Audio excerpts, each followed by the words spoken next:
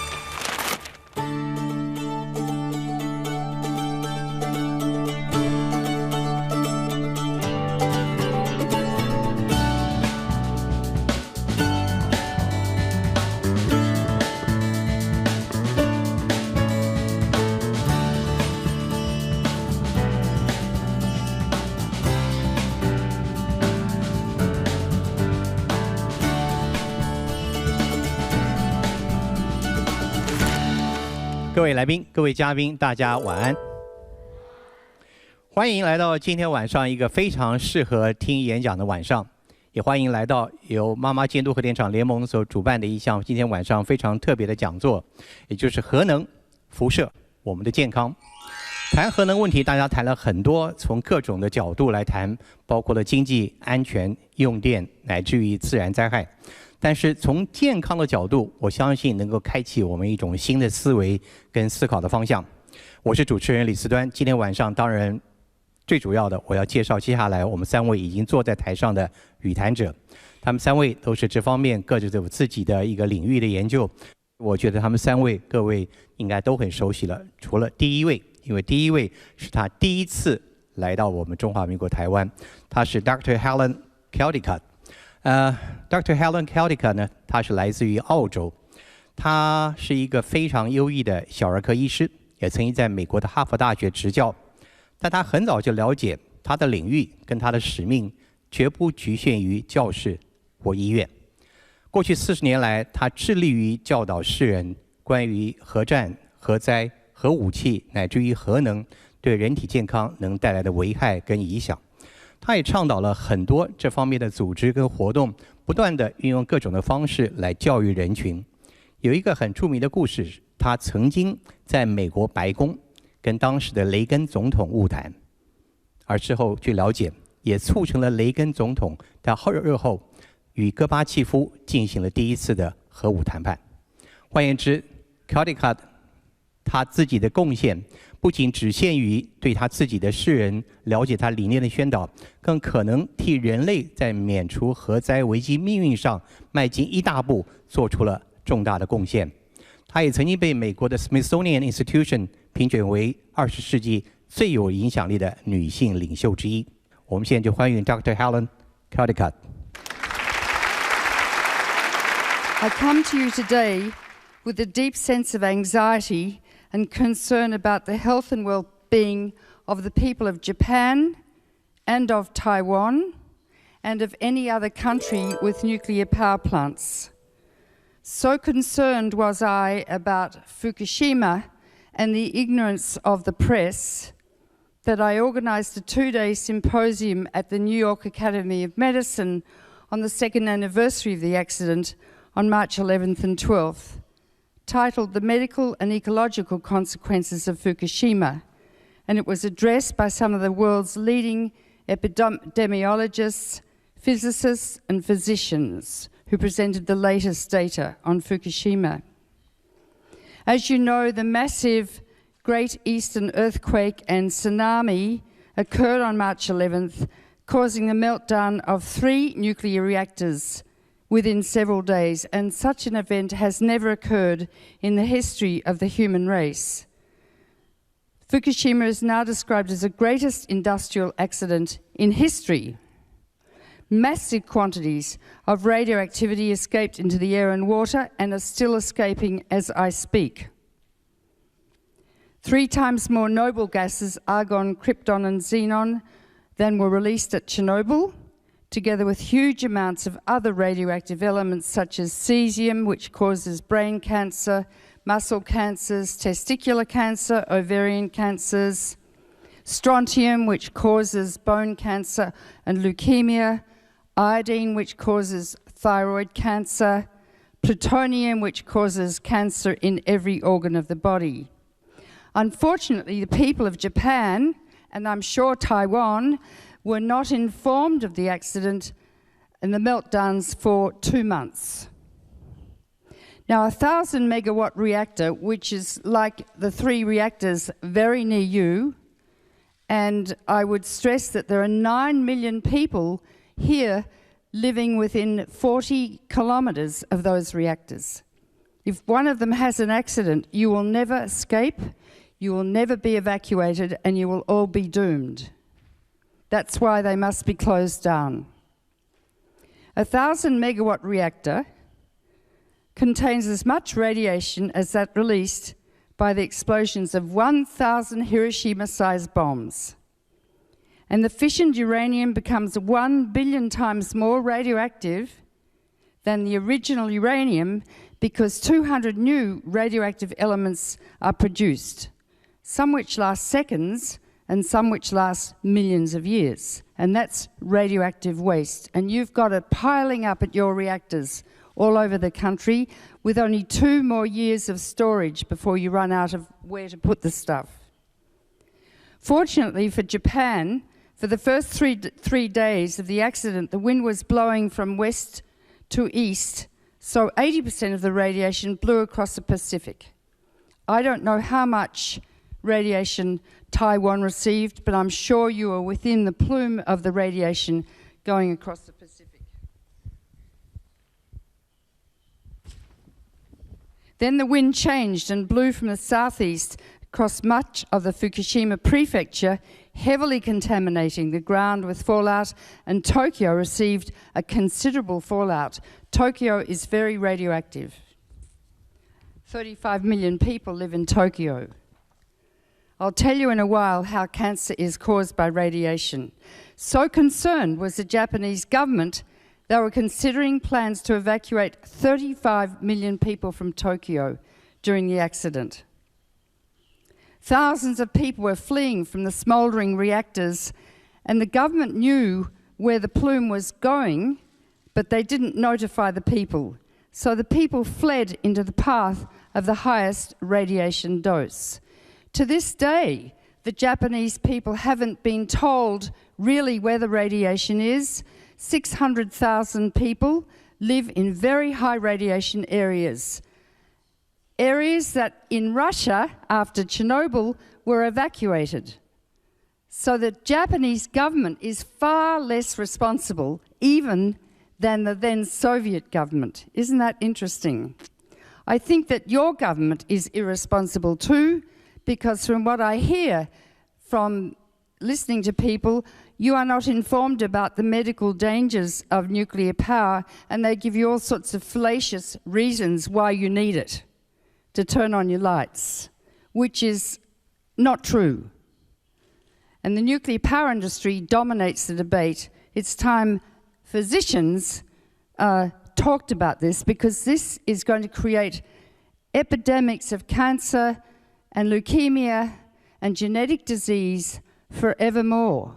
And I will describe how that will happen soon. The Fukushima accident is not over. They don't know what to do about it. And every day, more and more and more radiation escapes into the Pacific Ocean. You have a stream, a current, I think, that goes down from Fukushima near Taiwan. Is anybody testing your fish to see if it is radioactive? But they say it's going to take up to 50 years to try and stop the accident. 50 years. Nobody has ever had to cope with 3 nuclear meltdowns right on the edge of the ocean. Meanwhile, there's a building number 4 in Fukushima, and during the earthquake, it became very destabilized structurally.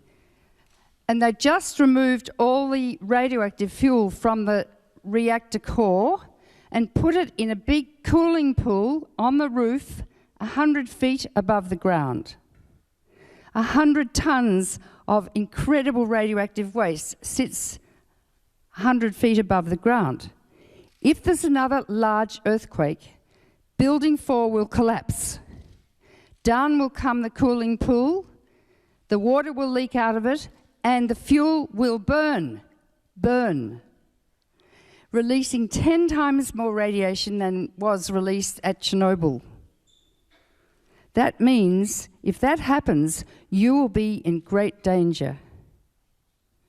They're talking about having to evacuate 55 million people from Japan, but if the wind's blowing towards you, it's going to be a catastrophe.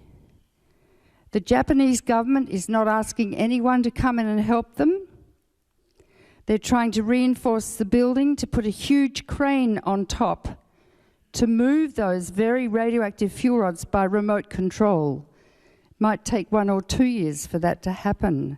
Meanwhile, if there's a big earthquake, not just Taiwan, but the whole of the Northern Hemisphere will be severely contaminated. I have 2 grandchildren in Boston. If that happens, I am going to fly my family out to Australia. Why? Because the air mass in the Northern Hemisphere doesn't mix at the equator with the southern air mass, so we don't get the radiation down here, down in Australia.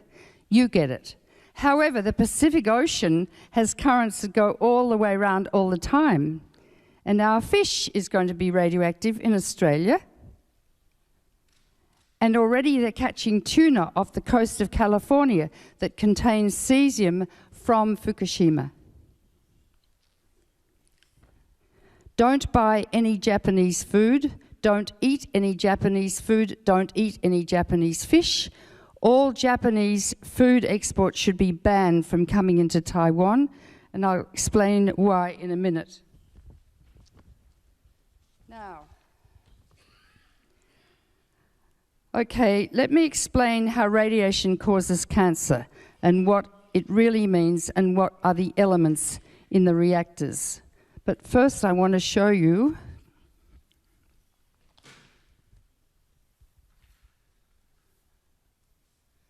this is Japan. Now, where's the...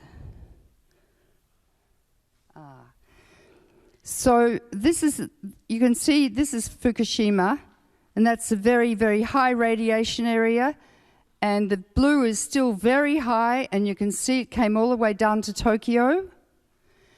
And the brown means that all of this area of Japan has been contaminated with radioactive elements. And they will remain radioactive for hundreds of years. This is Chernobyl. And here's the reactor sort of mausoleum. There was a huge explosion here because a stupid man did a stupid experiment in the middle of the night and the reactor blew up. And it burnt for 10 days, releasing radiation all across Russia and all across Europe and in Scandinavia and in the United Kingdom. In fact, 40% of the European landmass is now radioactive. People are eating radioactive food. The incidence of cancer is increasing in France. You can see there was no radiation there because the French, who are very arrogant, and they have a lot of nuclear power plants, they said the radiation from Chernobyl stopped right at their border, and it didn't get into France. Then they had to admit later that they had a lot of radioactive fallout. In Cumbria and Wales in the UK, there are about 300 farms growing lambs, and the lambs are so radioactive, the government went to the farmers and said, you have to close down your farms. And the farmers said, well, and they said, because your lambs are radioactive. And the governments and the farmers said, for how long? And the government said, oh, about 100 years. It's not 100 years, it's 300 years, and I'll explain why in a little while. I'm going to explain to you how radiation causes cancer and go from there. Can everyone see this board? So you know that the body is composed of cells, trillions of cells. And in each cell is a nucleus, and in the nucleus are the chromosomes, and on the chromosomes are genes, which control everything about us. But in every cell, there's a gene called the regulatory gene, and it controls the rate at which the cell divides. So if radiation hits the regulatory gene, it damages the DNA molecule. And the cell will sit quietly from any time from 5 to 80 years, and you don't know that your cell has been damaged by radiation. Then one day, the cell starts to divide not just into two, as it should, but into trillions and trillions and trillions of cells. And that is a cancer. It takes one piece of radiation to hit one gene in one cell to kill you. And when you feel a lump in your leg or your breast, or you cough up some blood, you don't know that this cancer was caused by some radiation you ate in a piece of sushi from Japan 20 years ago, because no cancer identifies its origin. But we know from many studies medically of people who've been irradiated that radiation causes cancer. That's it.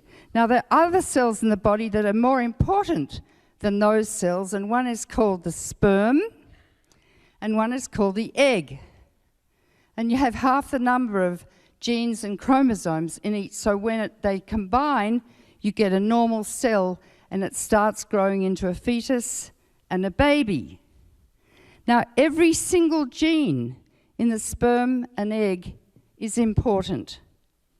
And we have human genes, although 99% of our genes are the same as chimpanzees, so we don't really understand things very well.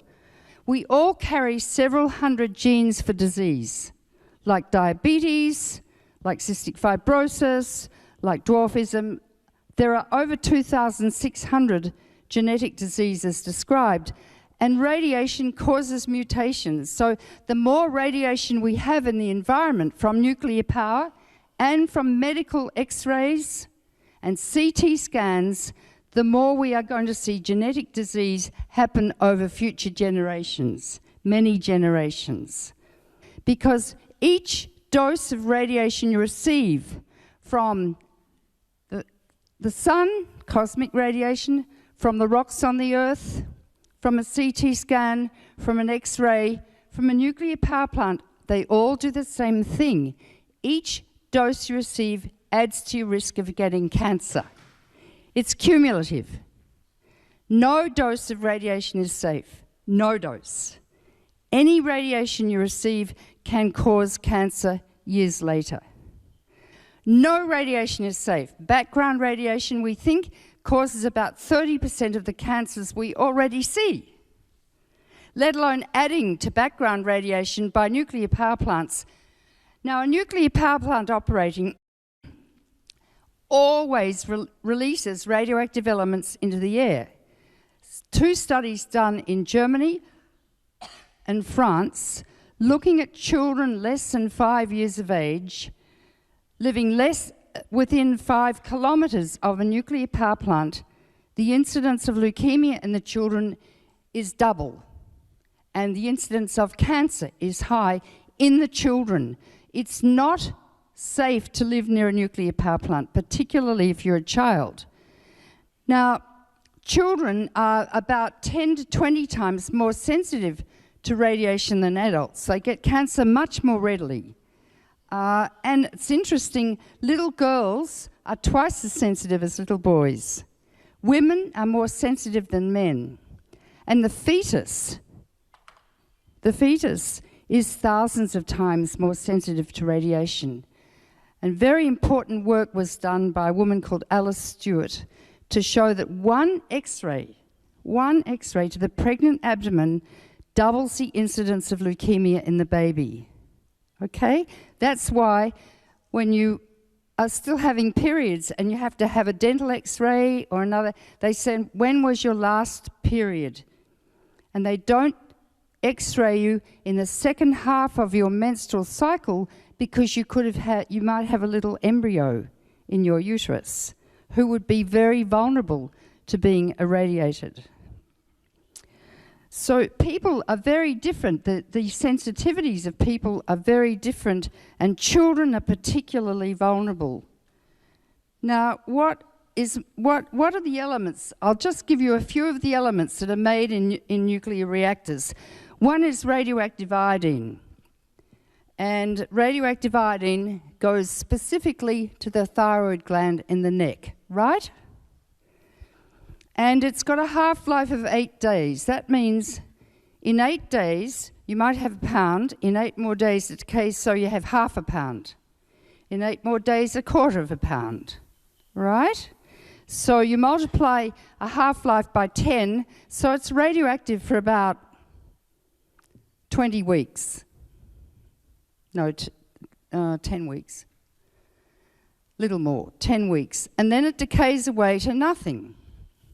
Now this is a beta and a gamma emitter. So what happened in Fukushima was the people who were running away, but the government didn't tell them that they were immersed in a cloud of radioactive elements, including radioactive iodine.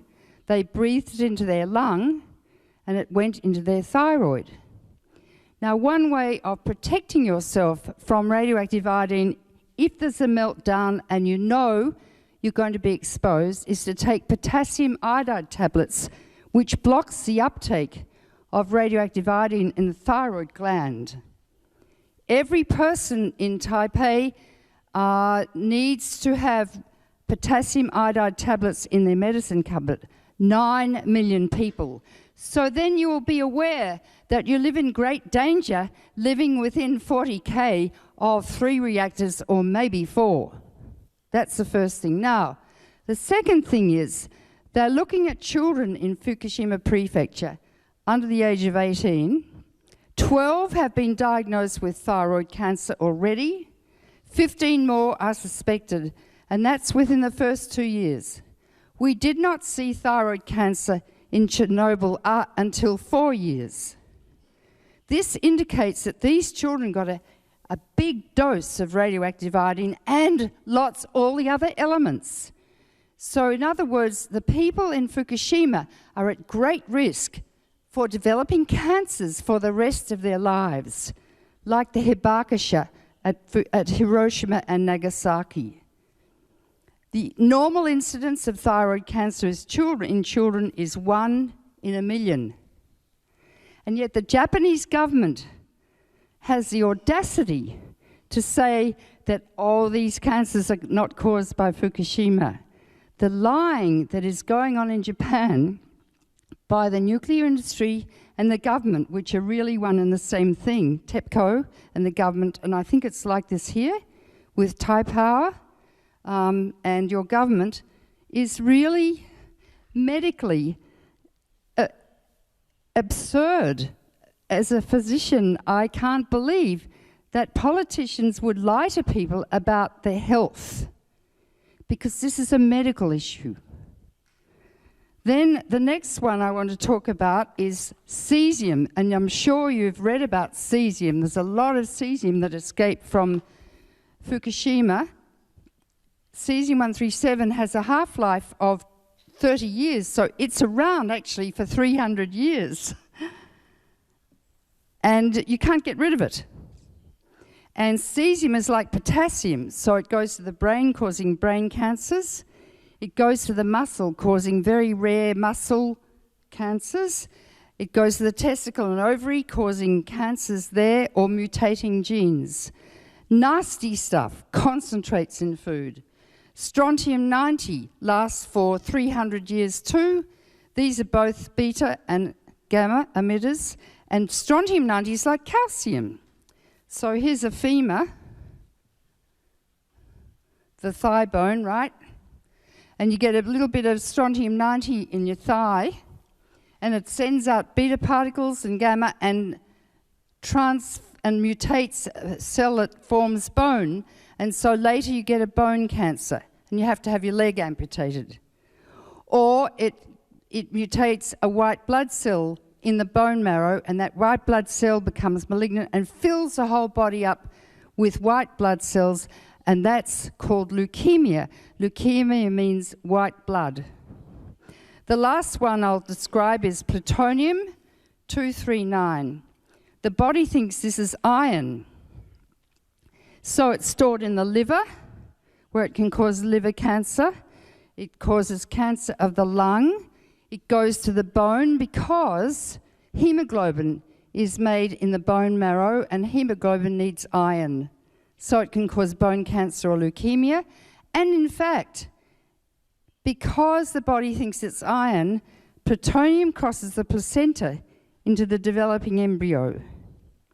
The placenta doesn't let anything through. It's very protective, but plutonium gets through, which can kill a cell that's going to form the left half of the brain or the right arm. And that's called teratogenic. It also concentrates in the testicles, next to the cells that form the sperm, where it can irradiate the sperm so mutations are passed on generation to generation, and it can also cause testicular cancer. The thing about plutonium is it's almost one of the most carcinogenic elements known, such that they say 1/1,000,000 of a gram, 1/1,000,000 of a gram if inhaled into your lung will give you lung cancer. Hypothetically, 1 pound, you can't do this, but if it was distributed in every person's lung on Earth, 1 pound of plutonium, they say, could kill everyone on Earth. Each reactor makes 500 pounds of plutonium a year, or 250 kilos. And that's interesting because all you need to make an atomic bomb is 5 kilos of plutonium. And if you want to make a bomb, you can look it up on the internet. The design to make an atomic bomb is on the internet. All you need is a lump of plutonium like the size of a grapefruit. Plutonium has a half-life of 24,400 years. So it lasts for 250,000 years.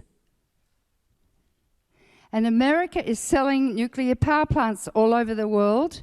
So when you sell a country like United Arab Emirates or Taiwan a nuclear power plant, you're selling them a bomb factory because they can get the plutonium out of the reactor and make themselves a bomb.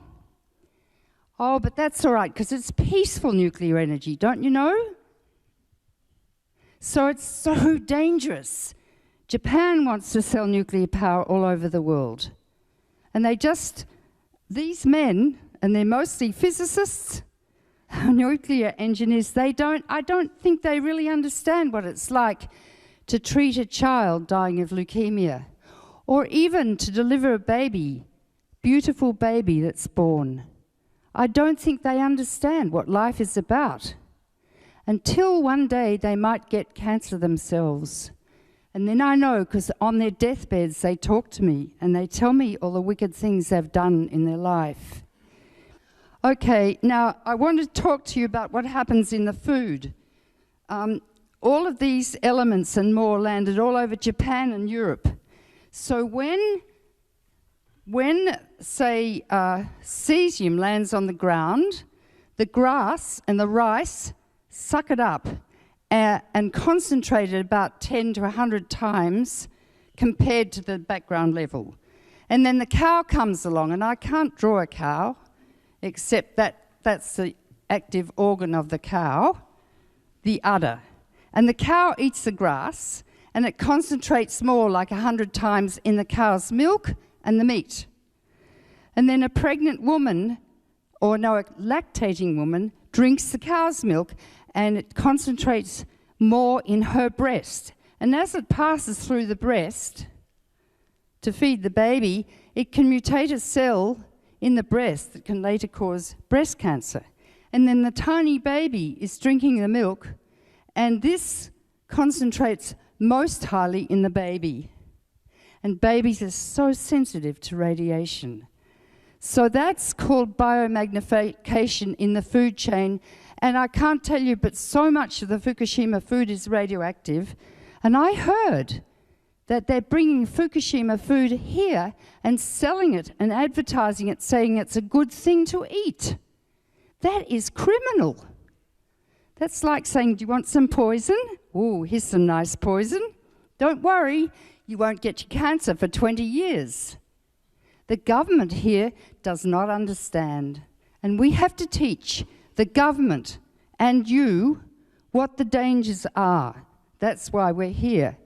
Now, in the sea, huge amounts of radiation are still being released into the Pacific, like untold amounts. So it gets concentrated in the algae, then in the crustaceans, then in the little fish, and then in the big fish, and then us. So that's what happens in the food chain. And of course, you can't taste it. It's invisible. And it takes so long to get cancer, except it's faster in children and babies. I'm a pediatrician, and I care deeply about the future for our children, or even now. And you know, the radioactive waste that is piling up, you've got huge amounts of it. You've got 2 more years of storage. I don't know what the total amount is, but in the world there are about 100,000 tons of this waste coming out of the reactors. 30 tons from each reactor every year. Tons. So, where are you going to put it? You have to store it safely, isolated from the environment for 1 million years. No container, concrete, steel, lasts longer than 100 years. And as these containers rust and fall apart, so the radioactive elements get out and get into the water and start concentrating in the food. And I can imagine generations hence, the people waking up in the morning, the breast milk is already radioactive, the food's radioactive, the babies are being born deformed, and I've got pictures of deformed children from Chernobyl. There are homes full of the most grossly deformed children with no legs and no arms and tiny little heads and tiny little eyes or one eye. And the babies being born deformed and children getting cancer at the age of 6 instead of 60 because they're exposed to radioactive elements in utero. And an increased incidence of genetic disease, much of it lethal. That's the legacy we leave to our descendants. Now, I know Confucius says that one must venerate the elders. But for me as a doctor and a pediatrician, yeah, elders must be venerated, and I like that too because I'm 75. But the most important people in our society are the children and our descendants. What is the legacy we are leaving to our descendants? And that's more important than the elders, I'm sorry. And that's what we must venerate. Our children and our genes and our sperm and our eggs and protect them for the rest of time. This is a public health issue greater than smoking, because smoking only kills the smoker. Nuclear power is going to kill people forevermore. Now, you have to educate your politicians and say, if you don't close those reactors down, no more reactors in Taiwan, and close them down, we won't vote you into office. But we have to educate people, all the people in Taiwan, through the media. And the doctors have to talk because it's a medical issue. That's all it is. It's a medical issue. Thank you very much. Thank you, Dr. Caldicott. 接下来我们第二位语坛人，我相信各位一定也非常的熟悉，尤其让我们想到在2003年的时候，曾经带领我们度过一段在 SARS 侵袭台湾最痛苦、最艰难的一段时间。他除了担任过卫生室处长、国科会主委之外，目前也是中央研究院的副院长。陈建仁，陈博士。谢谢主持人。刚才 Helen 讲得很清楚辐射对人体健康有什么危害呢？我们以前都有一个错误的观念，特别是刚刚开始我们盖核一、核二厂的时候，常常讲说核能是最干净的、最经济的、最安全的能源。实际上，现在所有的市政告诉我们说，这都是错误的观念。核能厂在正常运作的时候，就能够释放很多的辐射的物质到空气中、到水中，而造成了环境的污染。在环境当中，因为这些辐射物在从土壤进入的植物，它经过了所谓的生物浓缩，再进入到这个动物体，然后最后到生物的整个生物链、食物链的最顶端的人类的时候，实际上我们受到的这个辐射的暴露是相当高、相当风险大的。各位可能还记得，以前曾经在核一、核二厂的这个海域的地方，曾经我们有看到所谓的壁鲷鱼。什么叫做壁鲷鱼呢？就是这个鱼长得好奇怪，既然像驼背的鱼一样，那就是这个鱼的基因已经产生了突变。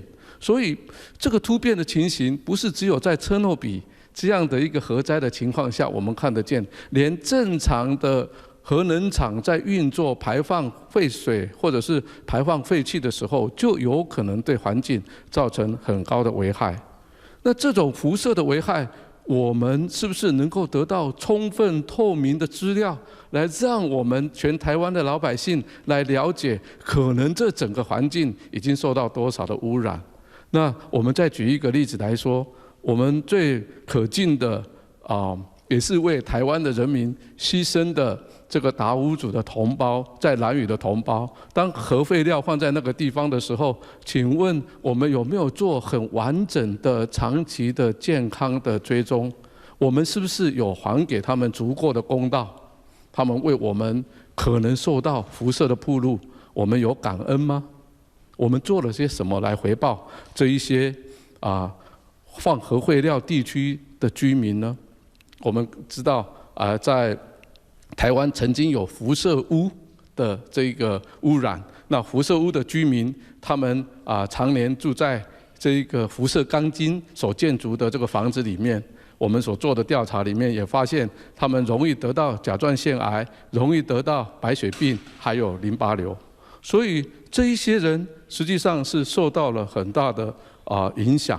那辐射污的剂量有多少？其实辐射污的剂量是相当低的情况下，就已经对人体健康造成很严重的影响。我们来看看日本原子弹爆炸以后，在长期管导、长期追踪着这些叫做原爆生还者，他的死亡率到现在还是比日本其他的族群要来得高很多。请问核子弹爆炸是什么时候呢？是民国34年，1945年，现在是2013年，已经经过了68年以后，他们的死亡率还是偏高，癌症还是偏高。所以辐射所造成的健康危害是一个很长期的慢性的危害。所以我们今天绝对不能看1天2天的结果就说辐射没有影响，那个是不对的。要看胎儿、婴儿，当然时间很短，可是如果要看辐射对人体健康所造成的危害，需要很长期的追踪。但是辐射不是只有引起癌症，在日本原爆生还者的长期追踪，发现他的心脏血管疾病，譬如说缺血性心脏病或者是脑中风，也有增加的现象。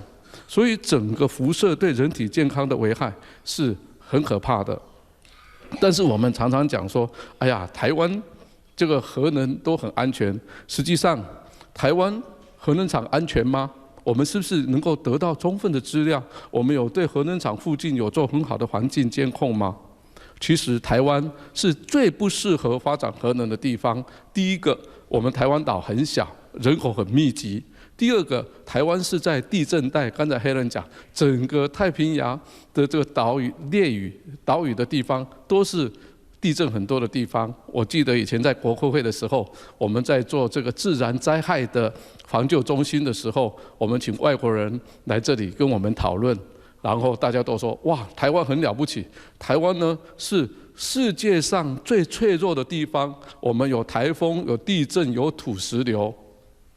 那在这样一个很危险的地方，断层带很多的地方，我们适合在都会区人口600-700万的台北市、大台北市去设第一个核能厂、第二个核能厂，而且好不容易熬到核能厂快要除役了，再来盖一个40年、50年以后才能除役的核能厂吗？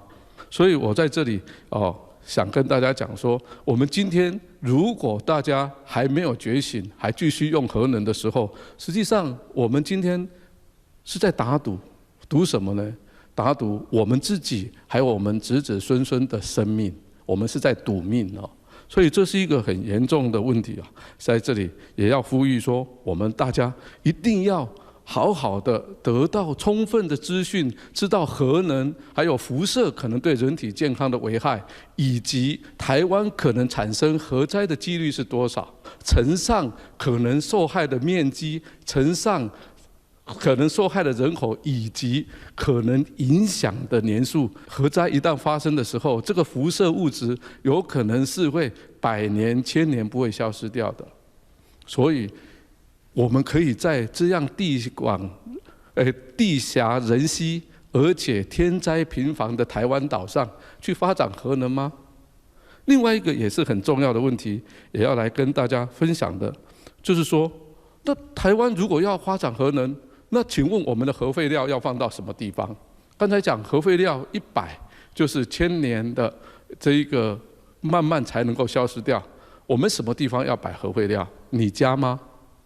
还是你家的后院？大家都说 Not in my backyard， 不在我家的后院我就可以。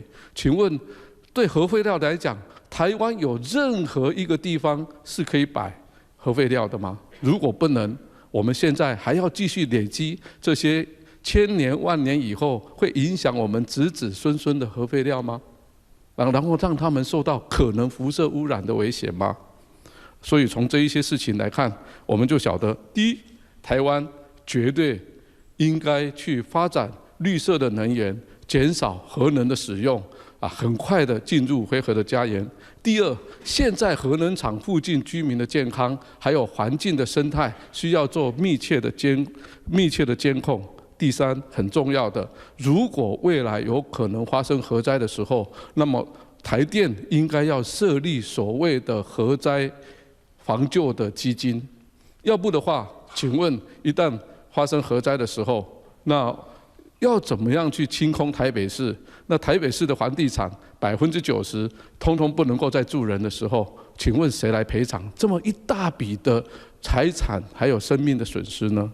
所以今天我很简单的耽误大家一些时间来告诉大家，就是说核能不再是以前所认为的干净、经济而安全，核能在台湾实在不适合发展。所以，让我们好好的检讨，好好的监督核能。那希望台湾很快的走入非核的家园，给我们的子子孙孙许诺他一个健康而且能够生活很愉快的一个美丽的宝岛。谢谢。谢谢副院长。好，接下来这位我相信我们也是非常熟悉，而且她也是妈妈监督核电厂联盟的发起人之一，胡一梦小姐。今天在座，我相信大家都意识到了，我们的2位贵宾对环境、对保育所投入的热情、勇气和受争议的一些非常直言不讳的一种讯息跟一种改造。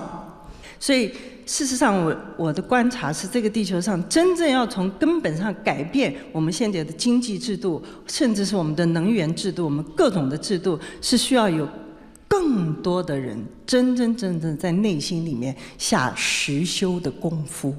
这个实修的功夫的人越多，就透过 consumer 消费者本身的觉醒，透过每一个个体本身的一个所谓内在的革命，我们就有可能累积越来越多的人，而这些人开始要拒绝做那么多的购买，拒绝有那么多的这种所谓电力的消耗，各种样的这些促使这个泡沫化的荣景进步的，一直不断的在增生的这样子的一个可能性。我们要从内在里面开始累积一种认识，而这样的人越多，事实上就是一个全球性的革命，就才能真正的发生。所以这样的革命，事实上是从60年代的灵性觉醒，一直延伸到今天，它已经累积越来越多的人，有很多人开始选择过所谓慢活的生活、简朴的生活，然后真正放下非常多的这种无名的欲望。在我看来，这才是真正的一个可能性。而事实上，各位要知道，今天全球是个体的革命已经开始了。所有你看，从脸书革命开始，全部都是每一个小我在慢慢的在促使这个政府改变。所以我觉得这是一个非常重要的时代的来临。当然，我们外在的所有的专家，就是有外在的数据、有外在的科学的这些根据的一些教育、一些报道，都需要不断的来唤醒群众。同时，我们更需要内在的觉醒，以及每一个人的敏感化、精微化。什么样的能源、什么样的购买活动、什么样的生活方式，才是真正适合我们，才是真正能带来健康跟疗愈的。谢谢各位。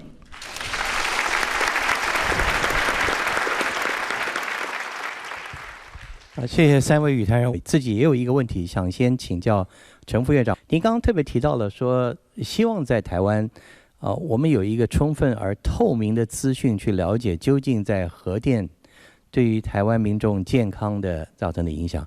台湾依赖核电已经有将近40年了。您认为目前我们没有这方面的透明的资讯，原因何在？或者说，您是不是怀疑这些所谓的对于健康的危害无法弥补的健康危害，事实上已经造成了，已经发生了？基本上我们大家都很清楚，在这个原能会呢，它在监控整个核能厂的操作的安全性的时候呢，实际上有很多的资讯并没有对外是公开的，而是所谓机密的。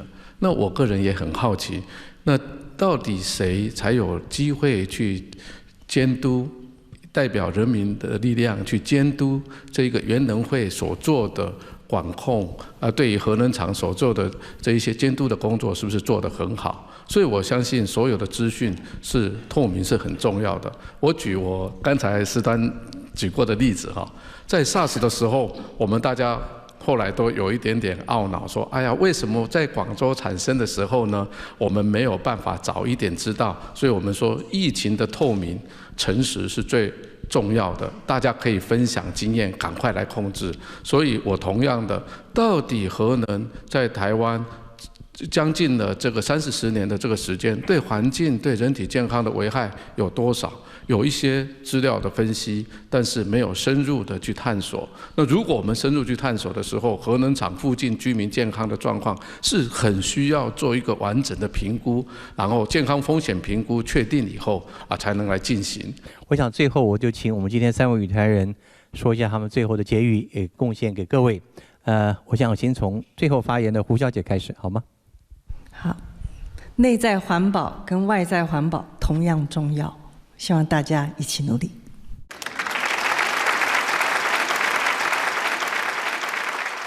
台湾绝对不适合核能的发展，我们应该发展绿色能源，然后大家呢能够实行节能减碳，让我们把台湾变成一个大家能够平安居住，而且能够很喜乐的在这里居住的好地方。谢谢。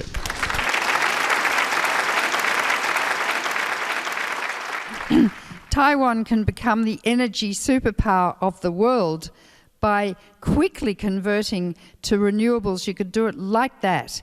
It would increase the GDP, increase employment, and you would become a star on the world scene, and then everyone would emulate you and copy you. Thank you. 谢谢 Dr.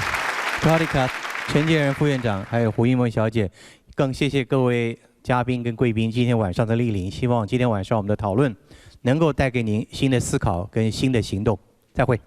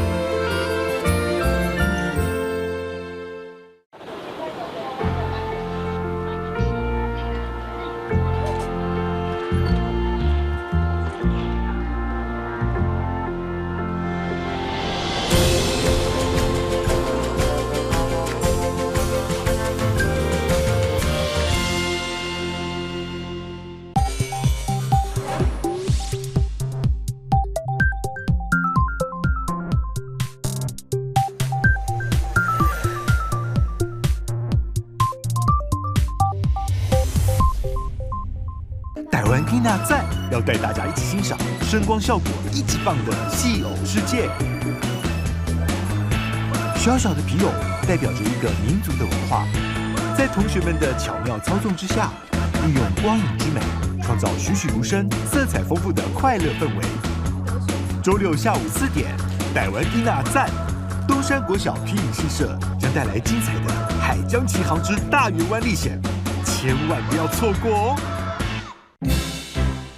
马来西亚总理纳吉涉贪案本周以无关刑事犯罪结案，检方宣称纳吉的近7亿美元不明资金是沙烏地王室的礼物，而且已经归还90%，包括560万公务员在内。法国26号发起黑色星期2大罢工，其中抗议 Uber 的计程车司机抗争最激烈。日本校园霸凌严重，罹患创伤症候群的受害者出面控诉。周六周日晚间7点半，全球现场与你一起探索全世界。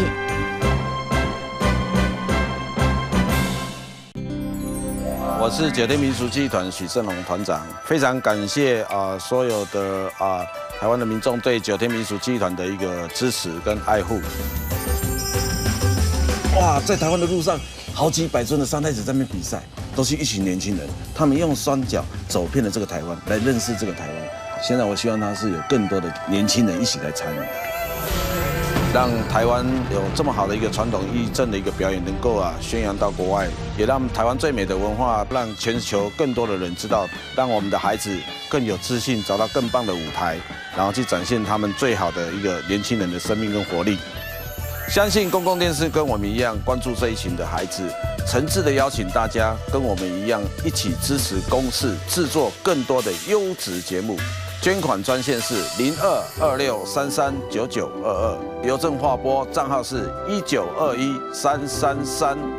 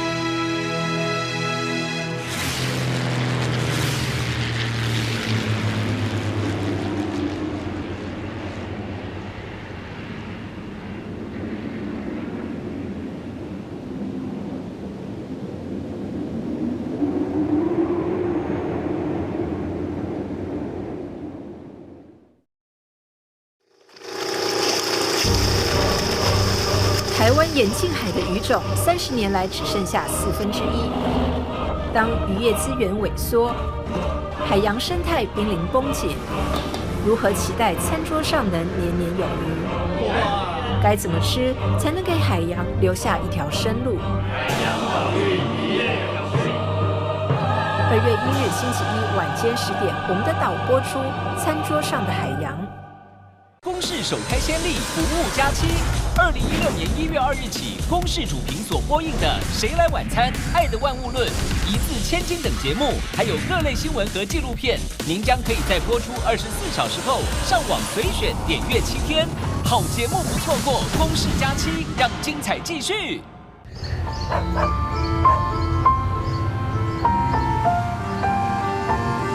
大稻埕它对我来说是一个文化运动的基地，也是一个创业的宝地。当时蒋渭水台湾文化协会就是在大稻埕成立的。那大稻埕呢，它对我来讲是一个通往1920年代的时光通道。我们一开始就选定了5种行业这5种行业、5种产业资源是跟大稻埕有关的。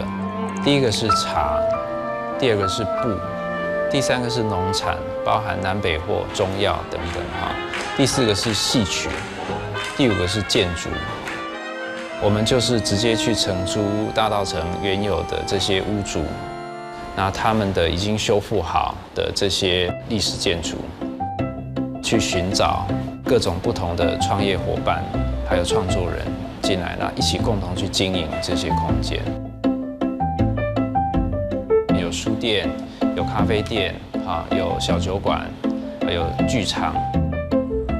所以我们并没有要再去重新发明一个大稻埕，实际上我们是在把它原有的精神去做一个新的表达。更重要的是我们所办的活动，我们所做的事情其实有点像是一个实验，怎么样让历史街区同时在产业上面能够振兴，那在文化上面呢也能够复兴。我们是在同时追求这2个目标。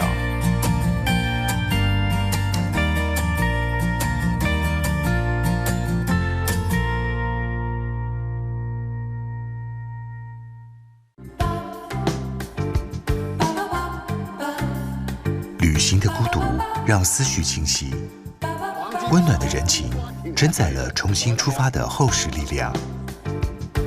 全新第2季《浩克漫游》DVD。邀请您与作家王浩一、刘克襄一同从南台湾恒春半岛出发，品尝盛夏滋味，回味老派情调，寻找被遗忘的山海回廊。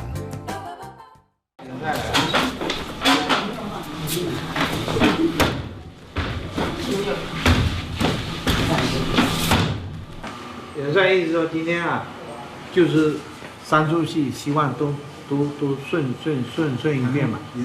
有问题的或者不对的，你把它停一下，再纠正一下，再说一下。为庆贺天后宫铁甲元帅圣诞千秋，马祖秦壁村村民排练了一套京剧，由国光剧团团员不辞辛劳往返台湾马祖亲自指导。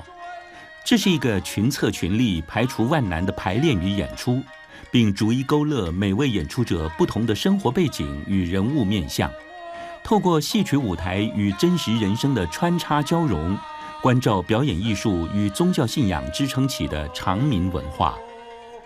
周二晚间10点，记录观点，玉甲戏园，就在公共电视。